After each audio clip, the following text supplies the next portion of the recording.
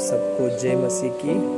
प्रभु का धन्यवाद करता हूँ मैं इस समय के लिए, और आपका भी धन्यवाद करता हूँ जो हमारे वीडियो हमारे YouTube channel voice of God पर जो अपलोड किए जाते हैं और फेसबुक पर भी अपलोड किए जाते हैं, तो आप वहाँ पर भी इस वीडियो को देख सकते हैं। मैं आज आप लोगों से बात करना चाहता हूँ हार और जीत के बारे में। हारना किसी को भी पसंद नहीं होता है। हम सब जानते हैं कि हारना कोई भी नहीं चाहता है। अपने जीवन में, अपने काम में, अपनी नौकरी में, अपने रिश्तों में, हर एक जगह पर आज मनुष्य केवल जीतना चाहता है। वो अपने जीवन में केवल जीत को देखना चाहता है, क्योंकि हार किसी को भी पसंद नहीं है। हारना कोई नहीं चाहता।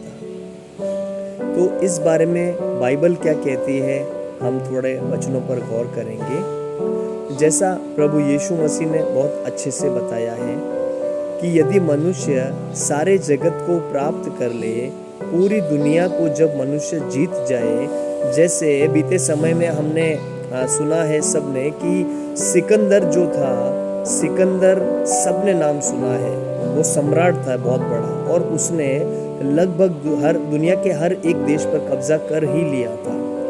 लगभग उसने सारी दुनिया को यूं कहें कि जीत ही लिया था। थोड़ा ही भाग बाकी रह गया था, सिकंदर की मृत्यु हो गई।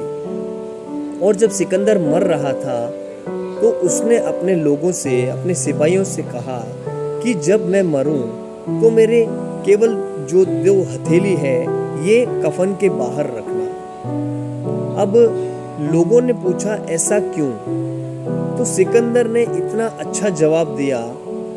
उसने कहा कि जो लोग मुझे देखें या जो लोग मेरे लाश को देखें, मरा हुआ जब देखें कि दो हथेलियां बाहर है, खाली हाथ, तो उन्हें इस बात का एहसास होना चाहिए कि जगत में हम कुछ भी नहीं लाए और ना ही कुछ यहाँ से लेके जा सकते हैं। सिकंदर ने लगभग 80% से ज्यादा दुनिया को जीत लिया था, लेकिन अपने साथ वो एक छोटा सा भूमि का टुकड़ा भी नहीं लेके गया, एक रुपया भी नहीं लेके गया, एक कमीज का एक बटन सबसे जो छोटा वो भी नहीं लेके गया। क्योंकि जब उसका मरने का समय आया तब उसे ये मालूम हुआ, तब उसे ये एहसास हुआ कि सारी दुनिया जीतने के बाद भी मैं हार गया। क्योंकि वो उसे समझ में आया कि हम साथ कुछ भी नहीं लेके जा सकते।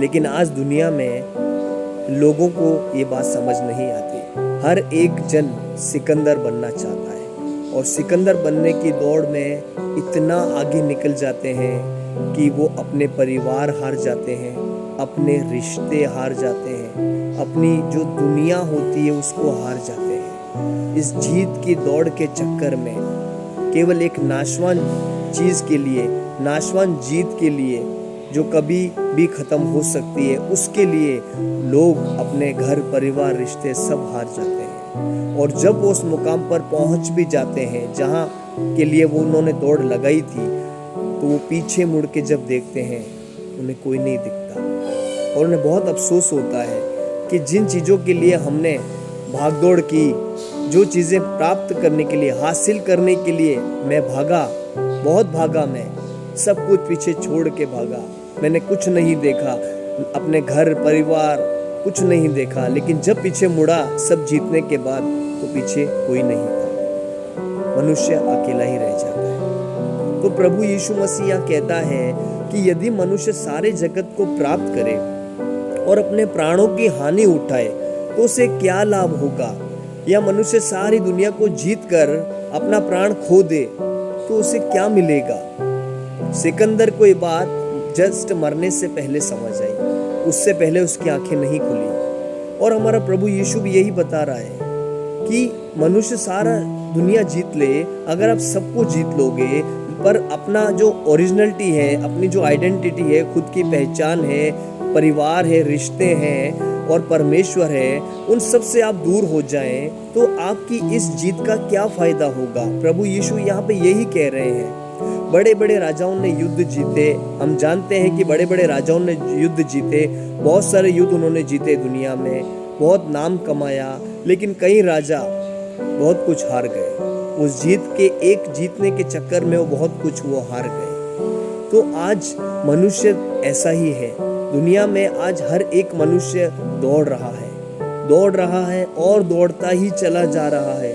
उसे बिल्कुल भी एहसास नहीं होता है कि मैं जो ये दौड़ रहा हूँ वो लास्ट में व्यर्थ हो जाएगी, अंत में उसका प्रतिफल कुछ भी नहीं होगा। क्योंकि जब तक मैं दौड़ के अपनी जवानी के दिनों में बूढ़ा होने तक दौड़ के सब इकट्ठा करने के कगार पे पहुंचूंगा, तब तक सब कुछ पीछे चला जाएगा, पीछे कुछ नहीं रह जाएगा, कोई भी नहीं रह जाएगा जो मेरे साथ सहारा बने, कि जो मैंने दौड़ लगाई है उसमें मेरा सहारा बने, कि मैं थक गया हूँ, मुझे आराम चाहिए, वो अकेला ही रह जाता है। तो ऐसी दौड़ने से क्या फायदा मेरे प्रियो? हम ऐसी दौड़ क्यों दौड़ें जो हमें लास्ट में हानि उठानी पड़े? तो प्रभु यीशु मसीह यहाँ कहता है कि जीतने वाला हार जाए तो क्या फायदा जीतने का?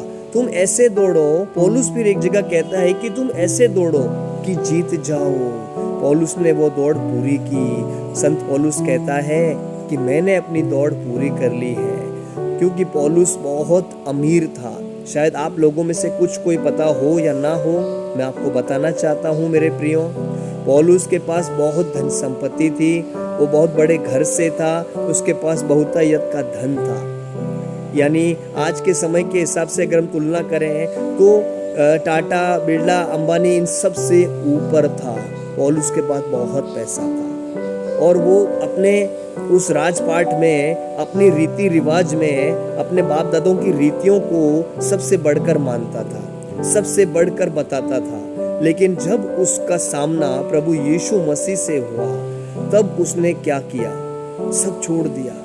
और फिर प्रभु से पौलुस यहाँ तक भी कहने को आ गया, यहाँ तक उसने कह दिया कि जो मेरे लिए धन और दौलत और वैभव और शांति और सुकून था, आज मैं उन सबको कूड़ा समझता हूँ। आज मेरे प्रभु यीशु मसीह के कारण मैं जान गया कि सब ये कूड़ा और कचरा है, जिसके लिए मैंने इतनी दौड़ लगाई, जिसके लिए मैंने लोगों को तंग किया, सताया या कुछ भी और किया, सब कूड़ा और कचरा है। एक जगह पर आकर पौलुस एक दिन उस धन दौलत को, जिसके पीछे आज दुनिया के लोग भाग रहे हैं और भागते ही चले जा रहे हैं, वहां पर पौलुस कहता है कि ये कूड़ा और कचरा है, ये असली धन नहीं है।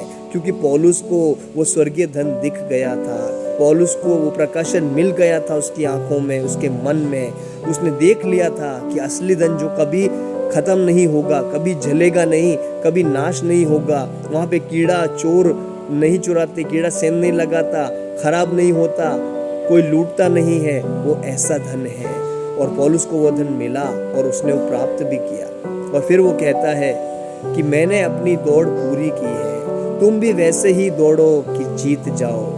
हारने के लिए मत दौड़ो, क्योंकि सारी दुनिया दौड़ती है लेकिन हार जाती है। सब लोग दौड़ रहे हैं, आज मसीह लोग दौड़ रहे हैं, अन्य जाति भी दौड़ रहे हैं, मेरे परिवार, मेरा घर, मेरा ये, मेरा वो, लेकिन अंत में हार झेलनी पड़ती है। तो ऐसी जीत का क्या फायदा मेरे दोस्तों, मेरे मित्रों, मेरी भाइयों और बहनों?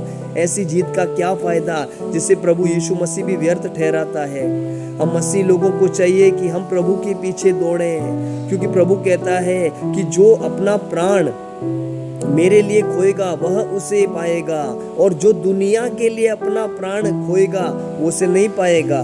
क्योंकि दुनिया में आप भाग भाग के सब हासिल कर लोगे, अंत में जब मर जाओगे तो शायद अनंत जीवन से हम हाथ धो बैठ सकते हैं या हम वंचित हो सकते हैं। तो प्रभु कह रहा है कि आप प्रभु यीशु के लिए अपने प्राण देने तक विश्वासी रहो, आप प्रभु यीशु मसीह के लिए खड़े रहो। क्योंकि प्रभु ने यह भी वायदा किया है कि अन्य जाति जिन चीजों की भाग दौड़ करते हैं, जिन चीजों के लिए खोज करते हैं, वो भागते रहते हैं सुबह से रात तक, काम काम काम, पैसे के लिए, घर के लिए, गाड़ी के लिए, बैलेंस के लिए। लेकिन प्रभु कहता है तुम्हारा स्वर्गीय पिता जानता है कि ये सब चीजें तो दुनिया में तुम्हारे पिता ने दी है, तुम्हें भी चाहिए।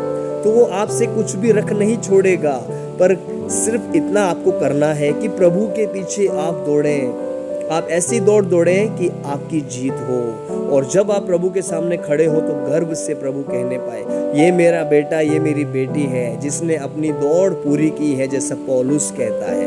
और परमेश्वर को आप पर गर्व होगा, आप स्वर्ग में बहुत अच्छा प्रतिफल पाएंगे। स्वर्गीय प्रतिफल जो एक छोटा सा प्रतिफल भी है, वो सारी दुनिया की चीजों से, कीमत से बहुत ज्यादा अनमोल है। क्योंकि प्रभु एक जगह कहते हैं कि जो स्वर्ग में छोटे से छोटा है वो बहुत बड़ा है, और दुनिया में जो बड़े से बड़ा है वो सबसे छोटा है। तो जो अपने आप को छोटा बनाएगा वो बड़ा किया जाएगा, और जो अपने आप को बड़ा बनाएगा, मैं सब कर सकता हूँ, वो छोटा हो जाएगा। तो प्लीज़ ध्यान रखें। परमेश्वर आप सबको आशीष दे इस वचन के द्वारा। God bless you. हमारे चैनल यूट्यूब पर जो है voice of God, please subscribe करें। अगर आपसे परमेश्वर ने इस वचन के द्वारा कुछ भी बात की हो तो प्लीज़ कमेंट में ज़रूर बताएं। फेसबुक और यूट्यूब पर हमारा ये वीडियो अपलोड होगा। परमेश्वर आप सबको आशीष दे। God bless you all.